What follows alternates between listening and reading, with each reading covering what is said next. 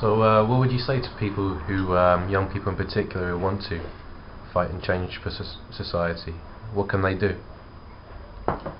Well, the first thing that I would say to any young person that is watching this interview is this.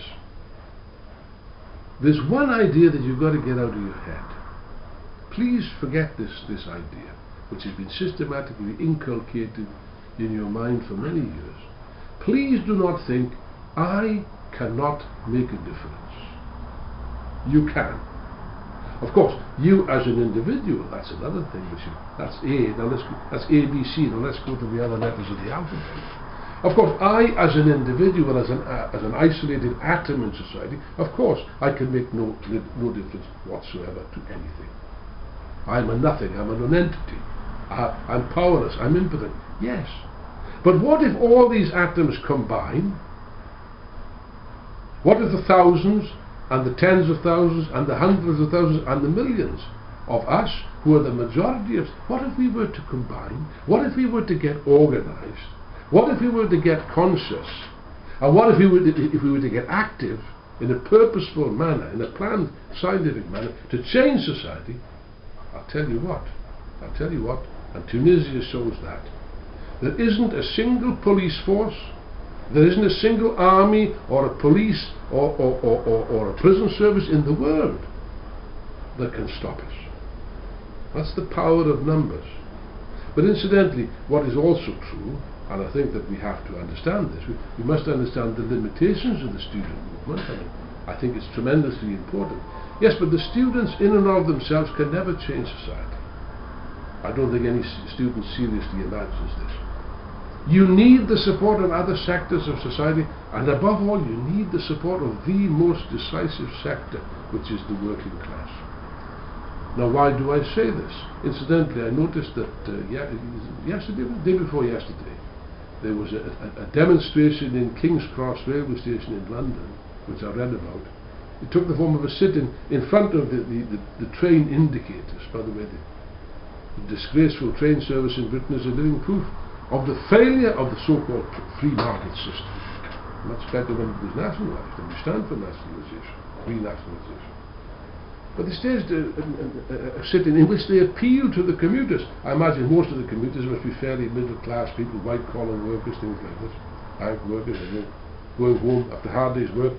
And yet they got a warm reception because they linked the question of student cuts to the specific problems of the commuters, the scandalous price of train fares, which are rocketing 10%, I don't know, more, 15%, which represents a further cut in people's living standards. And the commuters took the point. Although I bet many of them voted Conservative or Lib Dem in the election, I bet they're sorry now also. You know. That's the correct way to do it. You must link your struggle to the problems of society at large, the problems of the working class. Now, why is this? Why do we Marxists attach such importance to the working class? Well, there are a number of reasons, but let me just put one to you. Have you ever considered the colossal power, potential power that's in the hands of the working class? Let me spell it out. In Britain, in the year of our Lord 2011, not a light bulb shines, not a wheel turns, not a telephone rings without the kind permission of the working class. Think about it. It is a tremendous power. The problem is that the working class have got this power, but they don't realize that they have this power. And the people that should be leading them, that should be organizing them, are all the time saying, no, we can't do this, we can't do that, we can't do the other. Now, as I think I've said earlier in this interview, I am not a great admirer of President Obama. Not in the slightest degree. I consider that he's just as much a representative of American imperialism as George Bush, although he dresses himself up in more fancy language. But there is one thing in which I do agree with Barack Obama. I wholeheartedly agree with it. It was one of his main slogans. Of course, with him it was quite meaningless, but not with us. You know the slogan I'm referring to? Yes, we can. Yes, we can, my friends. Once we get organized, no force on earth can stop us. That's an idea. What can you do as a student, as a school student? Well, first of all, you continue to do what you're doing at the moment. You have to fight. You have to fight, because if you don't fight, then they're going to smash you, they're going to crush you completely, and you will have deserved it. You will have deserved it. That's not going to happen. The young people are so they're prepared to fight. Yes, but the fight must continue, must be broadened, and it must be deepened. And it must be sharpened up. It must have a clear aims and objective which go beyond merely saying no. You can't just say no, we don't want the abolition of Emma. Of course we start with that, yes. But they will come back and say, well, there isn't the money. We answer, why isn't there the money? What about the banks? Expropriate the bankers. That should be the first demand to be put forward.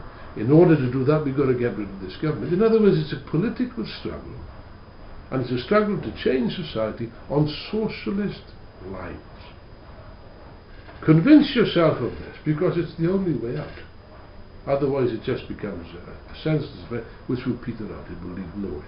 But once the students become convinced of the need to change society, then everything changes.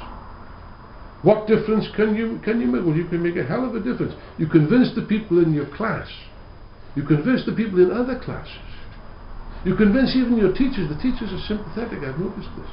And the reason they're sympathetic, they're naturally sympathetic, because they're sympathetic towards the fight of their students, but they also got to think of themselves, because they also are under attack from this vicious government of the rich. Government of the rich, by the rich, and for the rich. Make no mistake about it. Yeah, but it must go further than that. This movement must connect with the working class. Above all, with the organised working class, with the trade unionists, with the Labour Party members. I'm not talking about the leaders, but the rank and file. Ordinary workers will be very sympathetic towards the students, and are facing the same problems. And therefore, for any number of reasons, the student movement can play a tremendous role. Of course, it's important students should be modest and don't be arrogant as well. You approach other people in a reasonable manner, you get support. Now, I am not at all pessimistic about the future of this movement. On the contrary, I'm tremendously optimistic. The people that ought to be pessimistic is Mr. Osborne and Mr. Clegg, and their banker and well-heeled city friends that stand behind them. This system is in a crisis. It's toppling, but it needs a good hard shove. And the only way to do this is by organising the majority. You know, that's the point. Everyone conspires to convince us that we're weak, that we can't do this, we can't do that, we can't do the other. You know something? We are the majority, funnily enough. We are the majority of society. They're a small minority. That's the fact of the matter. That's really one of our main slogans, is we put on one of the banners on your demonstrations. We are many, they are few.